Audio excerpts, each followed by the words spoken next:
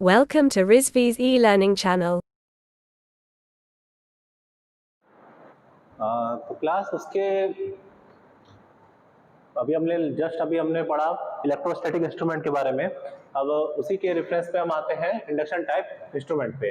अब इलेक्ट्रोस्टैटिक तो हमने देख लिया, हमने कहा था उसमें था कि हाई वोल्टेज नाप रहे थे, ठीक है, एसी डीसी दोनों पे वर्क कर रहा था। अब इंडक्शन टाइप इंस्ट्रूमेंट में ऐसा क्या है, इसका क्या खासियत है? ठीक है, इसकी ये खासियत होती है, खासियत क्या, एक तरह से वो आप इसको डिसएडवांटेजेस मान लीजिए कि मोस्टली यूज किया जाता है सिर्फ और सिर्फ एसी सप्लाई के लिए और कुछ नहीं, इसके लिए सिर्फ एसी सप्लाई के लिए ही ये यूज होता है, ठीक है, यूज फॉर एसी सप्लाई। अब एसी सप्लाई में हमारी क्या क्या क्या आ सकती है, उसमें आ गई हमारी करंट, ठीक है, एमीटर के थ्रू हमने नाप लिया, वोल्टेज वोल्ट मीटर के थ्रू हमने कर लिया,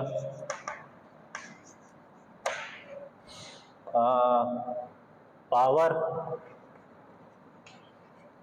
किससे, वॉट मीटर से, ठीक, और इससे हम क्या कर सकते हैं, एनर्जी,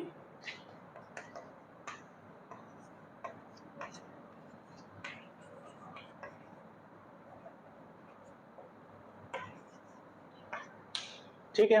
देखिए ये मोस्टली एसी सप्लाई पे ही वर्क करती है इंडक्शन टाइप इंस्ट्रूमेंट जो होती है, और उससे हम लोग करंट भी मेजर कर सकते हैं, वोल्टेज भी मेजर कर सकते हैं, पावर भी मेजर कर सकते हैं, एनर्जी भी मेजर कर सकते हैं, और मोस्टली हम लोग उसमें यूज करते हैं इसका ये पावर मेजर करने में प्लस एनर्जी मेजर करने में मोस्टली यूज किया जाता है। मेजर हम चारों चीज कर सकते हैं पर मोस्टली यूज किया जाता है वॉट मीटर और watt hour meter, energy watt hour meter, energy meter भी इसको हम कहते हैं, इसको मेजर करने के लिए। तो मोस्टली इंडक्शन टाइप इंस्ट्रूमेंट इसी चीज के लिए यूज किया जाता है, ठीक है।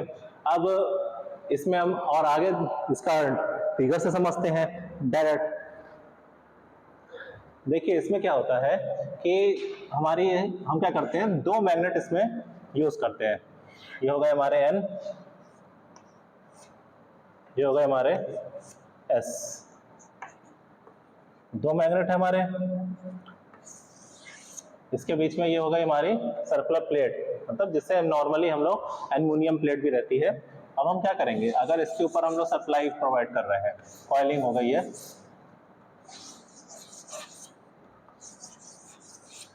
ठीक। अब ये क्या करेगा, एक मैग्नेट तो हमको फ्लक्स प्रोवाइड करेगा φ1 के रिस्पेक्ट पे, एक मैग्नेट N2S से हमको फ्लक्स प्रोवाइड करेगा जब भी मैग्नेटाइज होगी, ठीक है, N2S जाएगा हमारी, ठीक, उसमें से क्या बनेगा हमारा, ये I1 करंट फ्लो हो रही है। अब दूसरे मैग्नेट्स पे भी हमने सप्लाई प्रोवाइड की है, ठीक, उसके थ्रू भी अगर दोनों मैग्नेट मैग्नेटाइज होंगे तो टॉर्क डेवलप होगा, टॉर्क डेवलप होगा तो फ्लक्स जनरेट होगा, यहाँ पे फ्लक्स जनरेट हुआ इसमें इस N2S पे, इसको क्या हो गया I2, ये क्या किया, ये भी इसने I2 के थ्रू ये हुआ, ठीक।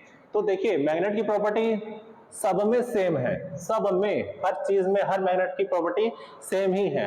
कॉइलिंग है, तो आपने मैग्नेटाइज किया, मैग्नेटाइज हुआ तो उसमें फ्लक्स जनरेट हुआ, फ्लक्स जनरेट हुआ उसने टॉर्क डेवलप किया, टॉर्क डेवलप किया, आपका डिफ्लेक्शन आया, पॉइंटर ने आपकी रीडिंग बता दी। ये सेम लाइन सबके लिए होती है, बस सबके कंस्ट्रक्शन अलग अलग होते हैं, वर्किंग प्रोसेस थोड़ा सा अलग हो जाता है उसके कंस्ट्रक्शन के बेस पे, ठीक है।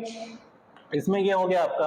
अब मोस्टली इसमें क्या होता है, देखिए इसमें क्या करेगा, जो φ2 होगा वो लैग करता है किससे, φ2 जो है वो लैग करेगा φ1 से, मतलब इसको ग्राफ के थ्रू समझे हम तो ये हो जाएगा φ1 φ2 अल्फा, ठीक। φ2 हमेशा क्या करेगा, लैग करेगा किसके रिस्पेक्ट में, φ1 के। अगर हम फोर्स निकालें तो ये हो जाएगा आपका φ1 I2, और दूसरे मैग्नेट के राउंड में अगर हम उसका फोर्स निकालते हैं जो फ्लक्स टू करंट I, तो जो इसमें EMF जो इंड्यूस होगा इसके प्रोसेस में, जो आपका EMF इंड्यूस होगा वो होगा आपका directly proportional of D phi over D T.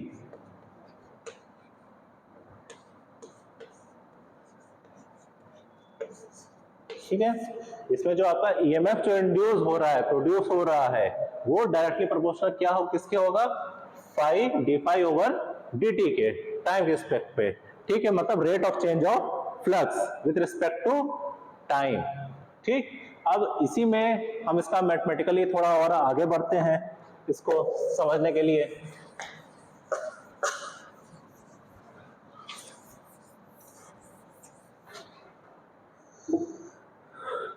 तो इस जिसमें क्या है, आपका जो डिफ्लेक्शन टॉर्क है वो डायरेक्टली प्रोपोर्शनल किसके हो रहा है, फाई वन के, ठीक है, रिस्पेक्ट में हो रहा है, और फाई टू के रिस्पेक्ट में हो रहा है, और प्लस साइन थीटा। ठीक, साइन थीटा किसके, दोनों फ्लक्स के बीच का जो हमने आपको बताया था, फाई टू लैग करता है किससे, फाई वन से, दोनों के बीच का ये थीटा। ठीक है, डिफ्लेक्शन टॉर्क हो गया। अगर हम ये कहें कि अगर हम डायरेक्टली प्रोपोर्शनल को यहां से हटाएं और डिफ्लेक्शन टॉर्क के रिस्पेक्ट में लिखें तो ये हो जाएगा हमारा K phi one phi two sine theta. Sine theta देखिए मोस्टली क्या होता है कि इन सब में साइन थीटा हमेशा 90 डिग्री ही कंसिडर किया जाता है। क्यों? क्योंकि जो आपका जो पॉइंटर होता है और प्लस जो स्पिंडल से कनेक्ट होता है वो मूवेबल रहता है। अगर वो घूमेगा तो आपका पॉइंटर भी घूमेगा। पॉइंटर में वो चेंज नहीं आ रहा है, ऊपर से मूव नहीं करता, वो पूरा इंस्ट्रूमेंट मूव करता है, पूरा मूवेबल पार्ट। और साइन 90 आपका मोस्टली कितना होता है, साइन 90 होता है आपका 1। ठीक है, मोस्टली यहाँ पे यही यूज किया जाता है। अब हम ये देखें कि के का क्या होता है, इसको हम लोग ये भी लिख सकते हैं deflection torque upon omega upon के फाई वन फाई टू और साइन थीटा। ठीक है, अब उसमें ये ओमेगा की वैल्यू कितनी होती है, 2 पाई एफ।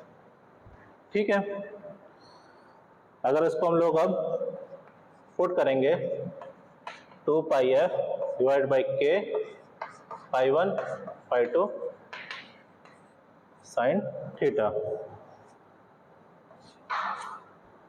ठीक है, जिसमें एफ हो गई आपकी फ्रीक्वेंसी, ये हो गया आपका डिफ्लेक्शन टॉर्क, और आर हो गया, अच्छी सॉरी, के की वैल्यू यहाँ पे हो जाती है ओमेगा अपॉन आर। ठीक, सॉरी, हाँ, तो ये आर हो गई आपकी, तो आर हो गया आपका resistance of eddy current path. क्यों? क्योंकि ये क्या हो रहा है, ये एडी करंट है, एडी करंट, ठीक है, जो इसके बीच में जनरेट हो रहा है। ठीक, अब इसी के रिस्पेक्ट में और आगे चलते हैं, इसका मोस्टली कंस्ट्रक्शन देखते हैं।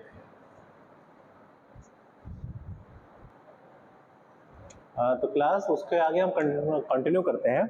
ये इसकी कंस्ट्रक्शन होती है, ठीक है, इंडक्शन टाइप इंस्ट्रूमेंट की। इसमें मोस्टली आपका ये पॉइंटर हो गया, स्केल हो गया, ठीक है, ये हो गया आपका परमानेंट मैग्नेट हो गया आपका, ये आपका स्पिंडल हो गया, ठीक, इससे आपका पॉइंटर कनेक्टेड है, प्लस नीचे आपकी स्प्रिंग लगी हुई है कंट्रोलिंग के लिए। ठीक है, ये जो आता होता है आपका, ये होता है आपका एल्युमिनियम डिस्क। ठीक,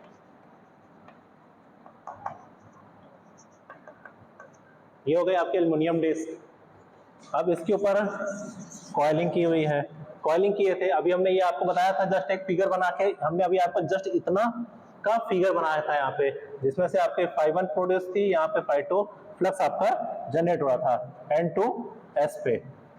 ठीक है, तो देखिए जब हम इसको सप्लाई प्रोवाइड करते हैं यहाँ से, तो क्या करेगा, ये मैग्नेटाइज होगा, ये फ्लक्स जनरेट होगी, फ्लक्स जनरेट होती है, एल्युमिनियम डिस्क जो है वो उसमें आपका एक वेरिएशन आएगा, हल्का सा कैलिब्रेट करेगा, आपका पॉइंटर उसके बेस पे मूव करेगा। क्यों? क्योंकि हाई वैल्यू ऑफ इसमें क्या होता है, इसका काम ही होता है हाई वैल्यू ऑफ टॉर्क को ऑब्टेन करना, इस पूरे का। इसी का अब हमने आपको बताया था, फाई टू क्या करता है, लैग करता है, फाई टू हमेशा लैग करता है फाई वन के रिस्पेक्ट में। ठीक है, प्लस ये जो परमानेंट मैग्नेट यूज करते हैं, ये किस लिए यूज करते हैं हम लोग इसमें अलग से, ये यूज करते हैं, इसको कहते हैं एडी करंट डैम्पिंग। ठीक है,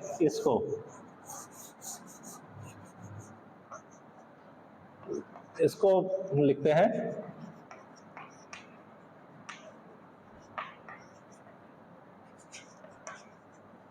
एडी करंट डैम्पिंग, जिससे इसके पॉइंटर के को रोकने के लिए। ठीक है, प्लस इसका अभी हम लोगों ने इसका मैथमेटिकल एक्सप्रेशन देखा था, two phi 1 phi 2 sine theta के साइन थीटा। ठीक है, तो इसमें आपका फाई 1 क्या है, फाई 1 आपकी हो गई I1 और इसमें फाई 2 हो गई आपकी I2। ठीक है, तो हम ये लिख सकते हैं इसको, developing torque is equal to, ये हो गया आपका के I स्क्वायर साइन थीटा। ठीक है, तो इसमें क्या हो रहा है, आपका जो आपका डेवलपिंग टॉर्क है वो किसके बेस पे है, करंट के स्क्वायर पे। ठीक, developing torque that proportional to I square.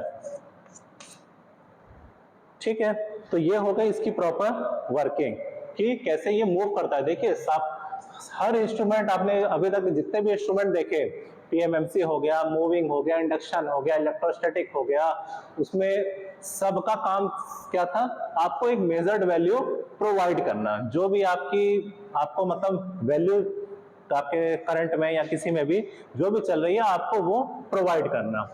सबका काम एक ही है, सब इंस्ट्रूमेंट्स का काम एक ही है कि आपको मेजरिंग इंस्ट्रूमेंट के तौर पर यूज किया जा रहा है, प्लस उसमें आपको वो एक वैल्यू प्रोवाइड कर रहा है। बस सबके कंस्ट्रक्शंस अलग हैं, किसी के मैग्नेट्स यूज किए जा रहे हैं, किसी में परमानेंट मैग्नेट्स यूज किए जा रहे हैं, किसी में हो गए आपके को डिस्क यूज किए जा रहे हैं, किसी में कॉइलिंग का इस्तेमाल हो रहा है। बस सबके कंस्ट्रक्शन अलग है, सबका सेम है उसमें।